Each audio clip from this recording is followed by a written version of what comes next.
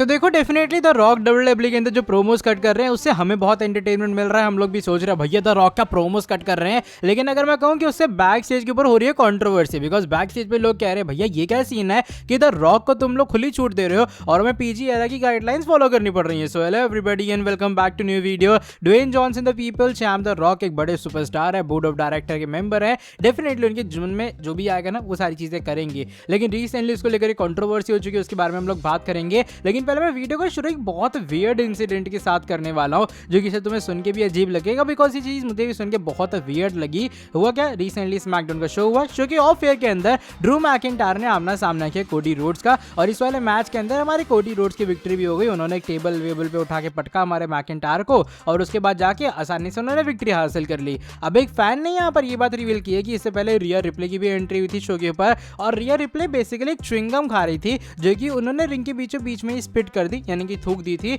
और वो च्युइंगम कहने में कितना अजीब लग रहा है यार, वो च्युइंगम रिंग के बीचों बीच में पड़ी थी। लेकिन जब कोडी रोड्स आए, उनकी सारी चीजें निपट गई, तो उस फैन ने कहा कि भैया कोडी रोड्स, रिया रिप्ले ने रिंग के बीचों बीच में एक च्युइंगम थूकी थी, स्पिट की थी, वो चीज उन्हें उठा के दे दो। एंड कोडी रोड्स ने फैंस की वो डिमांड पूरी की। कोडी रोड्स रिंग के अंदर गए, उन्होंने रिया रिप्ले की थूकी हुई च्युइंगम उठाई और जाके उस फैन को पकड़ा दी। ये कुछ बातें उस फैन ने रिवील की हैं अपने ट्विटर अकाउंट के थ्रू, जो कि मुझे सुनने बहुत वियर्ड लगा कि भाई कोडी ये सारे कौन से काम कर रहे हैं। ठीक है, माना आप फैन फेवरेट हो या जो भी चीजें हैं, लेकिन एक तो ये फैन की डिमांड बहुत अजीब थी, जिसने ये चाहा कि भैया थूकी हुई च्युइंगम उसे मिल जाए, एंड उसके बाद कोडी रोड्स वो पूरा भी कर रहे हैं। तो इस सारी चीज को लेकर तुम्हारा क्या ओपिनियन है, तुम लोग शेयर करना कमेंट सेक्शन में, because to be very honest ये चीज मुझे बहुत वियर्ड लगी। बात हम लोग AJ Styles and Elle Knight के बारे में करेंगे। इनका भी फ्यूड अलग लेवल के ऊपर जा रहा है, इवन दोनों का रेसलमेनिया का मैच ऑफिशियल हो चुका है, और रीसेंट स्टाइल ने कह डाला है भैया एले नाइट अब मैं ना डब्ल्यूडब्ल्यूई के स्मैकडाउन के एपिसोड में आने ही नहीं वाला,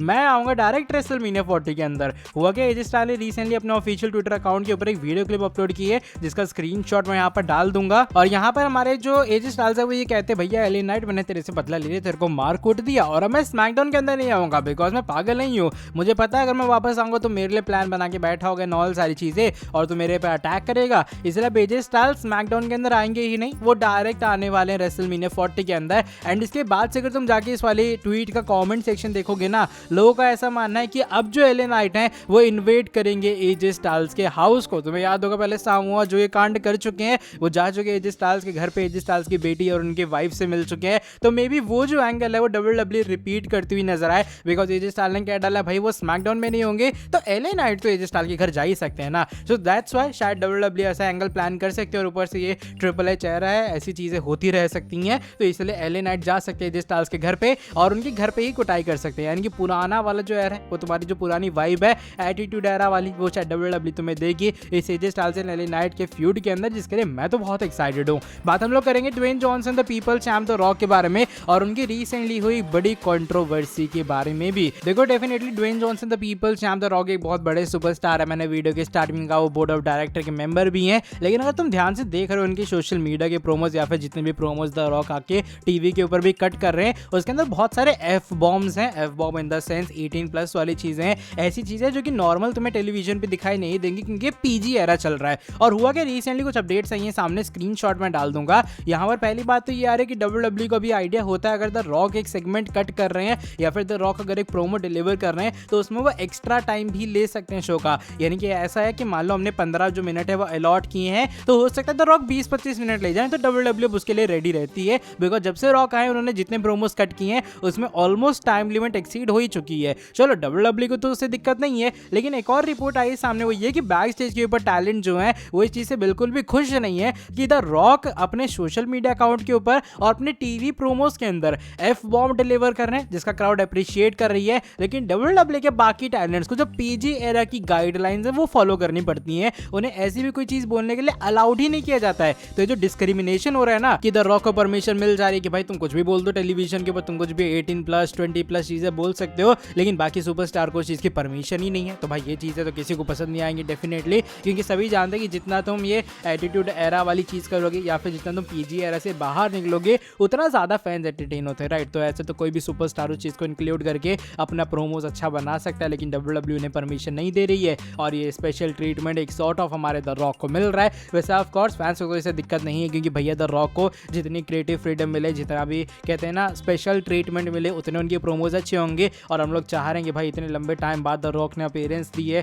तो ऑफकोर्स एक मेमोरेबल अपीयरेंस हो, लेकिन एज अ टैलेंट डेफिनेटली वो डिस्क्रिमिनेशन थोड़ा अजीब लग रहा है। तुम्हारे हिसाब से क्या स्पेशल ट्रीटमेंट द रॉक का बंद होना चाहिए या फिर WWE के बाकी सुपरस्टार्स को भी परमिशन होनी चाहिए कि वो PG एरा की गाइडलाइंस ना फॉलो करके अपना प्रोमोज बेटर कर सके, चाहे टेलीविजन हो चाहे सोशल मीडिया हो। अब चलो बढ़ते हैं आज की हमारी नेक्स्ट एंड फाइनल स्टोरी की तरफ। इस बार हमारे tribal cheap and disputed champion Roman Reigns के बारे में जुड़ी है। रिसेंटली रोमन रेंस को भी एक चैलेंज सॉर्ट ऑफ मिल चुका है और एक चैलेंज मिला है राइबैक की तरफ से। हुआ क्या है, रिसेंटली जो रेसल ट्रैकर नाम का एक ट्विटर अकाउंट है, तुम्हें पता ही होगा, उसने डाला था कि भैया रोमन रेंस ने सबको हरा डाला, John Cena, Edge, Daniel Bryan, Brock Lesnar, Finn Balor, Kevin Owens, Jey Uso, बाकी सुपरस्टार्स को भी, जिसमें इवन गोल्डबर्ग शामिल है। लेकिन एक जो बंदा अभी तक उन्होंने नहीं हराया वो राइबैक है। तो राइबैक के अंदर ताकतें थी, राइबैक ने शील्ड के साथ में पूरा निपटारा किया था, तो क्यों ना राइबैक को उनके खिलाफ उतारा जाए। अब इसको लेकर हुआ क्या है कि राइबैक ने उसके ऊपर एक रिप्लाई किया ये कहते हुए कि भाई वो इस मैच के लिए रेडी हैं, लेकिन अगर ट्रिपल एच और विंसेंस कैनेडी मैकमैन भी रेडी होते हैं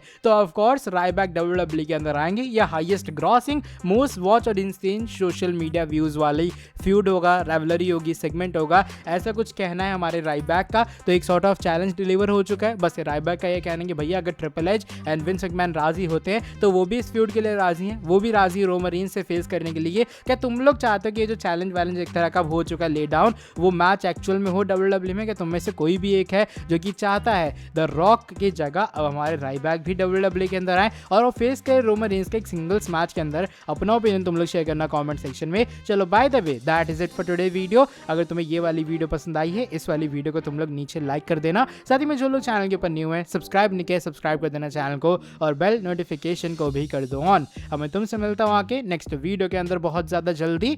till then bye bye, take care.